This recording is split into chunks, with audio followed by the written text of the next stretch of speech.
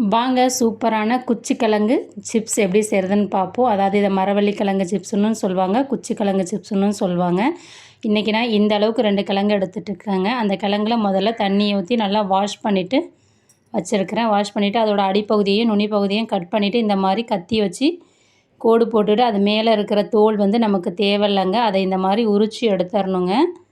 இதே மாதிரி உரித்து நம்ம எடுத்து வச்சுருக்கிற எல்லா கிழங்கையும் எடுத்துட்டால் ரொம்ப எளிமையாக எடுத்துடலாங்க. இதுக்கு ரொம்ப முத்தின கிழங்காக இருக்கக்கூடாது, கொஞ்சம் பிஞ்சு கிழங்காக இருக்கணுங்க. முத்தின கிழங்குனா நார் நிறையா வருங்க. இதை நம்ம இப்போ தண்ணியில் போட்டு வாஷ் பண்ணிவிட்டு நல்லா கழுவிக்கலாங்க. இதில் ஏதாவது கெட்ட பகுதி இருந்தால் அதை கத்தியை வச்சு கட் பண்ணிக்கிங்க. இப்போ இதை ஒரு காட்டன் கிளாத் வச்சு தொடச்சிக்கலாங்க. ஏன்னா ஈரமாக இருந்ததுன்னா எண்ணெயில் பொரிக்கிறப்ப ரொம்ப சவுண்டு வரும், சத்தம் வரும், வெடிக்கிறதுக்கு வாய்ப்பு இருக்குங்க. அதனால் இப்போ நான் தொடச்சிட்டேன். இப்போ நம்ம வாழைக்காய் சிப்ஸ் போடுறது சீவல்ல, உருளைக்கிழங்கு சிப்ஸ் போடுற கட்டையில் இந்த மாதிரி ரவுண்டாக சீவிக்கலாங்க. ரொம்ப திக்காக சீவக்கூடாது, மீடியமான திக்னஸில் சீவி எடுத்து வச்சுக்கலாங்க. இப்போ வாங்க அடுப்பு ஆன் பண்ணிவிட்டு அடுப்பில் ஒரு வானல் வச்சுக்கலாம். வானலில் பொரிக்க தேவையான அளவு எண்ணெய் ஆட் பண்ணிக்கலாங்க. எண்ணெய் நல்லா சூடாகணும். சூடான பிறகு அடுப்பை சிம்மில் வச்சுட்டு நம்ம கட் பண்ணி வச்சுருக்கிற மரவள்ளி கிழங்கை அதில் ஆட் பண்ணிக்கலாங்க.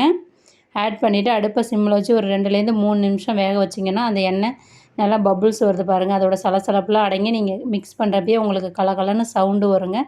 அந்த சவுண்டு லைட்டாக அந்த கார்னர்லாம் ப்ரௌன் கலராக மாறி வருங்க. அப்பயே உங்களுக்கு தெரியும் இந்த கிழங்கு சிப்ஸ் வெந்திருக்குன்னு பாருங்கள். இப்போ நல்லா வெந்துட்டு அதோட கலரும் நல்லா மாறிடுச்சு. இதை நம்ம ஃபில்ட்ரு பண்ணி எடுத்துக்கலாங்க. எடுத்துகிட்டு எண்ணெய் வடித்த பிறகு ஒரு தட்டுக்கு நம்ம ட்ரான்ஸ்ஃபர் பண்ணிக்கலாம். இதே மாதிரி திரும்பவும் எண்ணெயை சூடு பண்ணிவிட்டு அடுப்பை சிம்மில் வச்சுட்டு மீதி இருக்கிற எல்லா கிழங்கையும் நம்ம பொரித்து எடுத்து வச்சுக்கலாங்க. இப்போ நான் எல்லா கிழங்கையும் பொரித்து எடுத்துட்டேன். இப்போ ஒரு வாய் அகலமான ஒரு பாத்திரத்தை எடுத்துக்கிறேன்.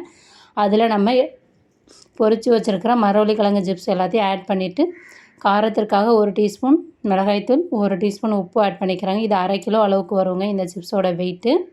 அதுக்கு நான் எவ்வளோ சேர்த்துக்கிறேன், நீங்கள் உங்கள் காரத்துக்கு தகுந்த மாதிரி கூட குறைய ஆட் பண்ணிவிட்டு நல்லா மிக்ஸ் பண்ணிட்டீங்கன்னா நமக்கு மொறுன்னு சூப்பரான ஈவினிங் டைம் ஸ்நாக்ஸ் ரெசிபி தயாராகிடுச்சிங்க. Thank you very much.